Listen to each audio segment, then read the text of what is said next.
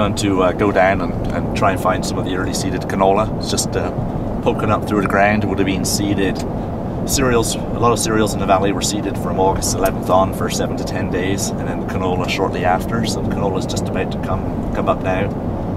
Conditions have been really good in the south of Winnipeg in the Red River Valley, all the way across to the escarpment, Morden, Carmen, and actually then on an angle up to Carberry. We've had a very warm spring, good seeding conditions overall, and we are a lot earlier than average. We haven't had any frost since the seeding started at August 10th, August 11th, so we've been very fortunate.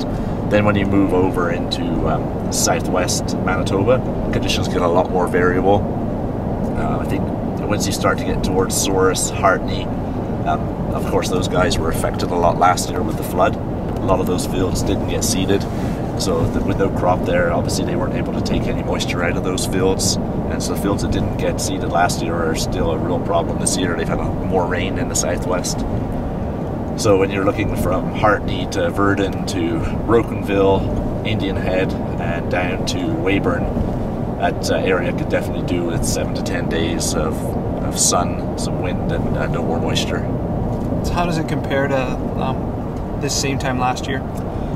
Night and day in Manitoba compared to last year. I think it was a year ago yesterday that the Assiniboine River peaked in Brandon, and it was still, the Red River was still out of its banks here in the valley. We are far ahead of last year. We're probably 4 to 6 weeks ahead of last year, with great conditions here this year so far on the east side.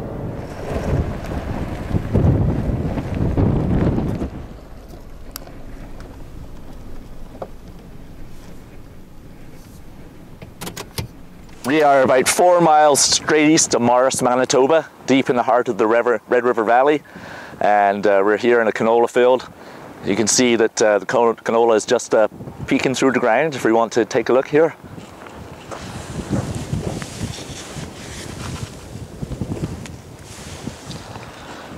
See, it was seeded in about 3/4 of an inch, and we're just getting 2 true leaves come through along with the cotyledons.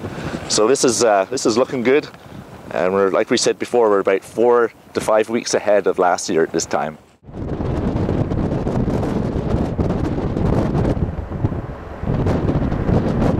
Yeah, this was a spring wheat field, and it was planted on April the 12th, sorry.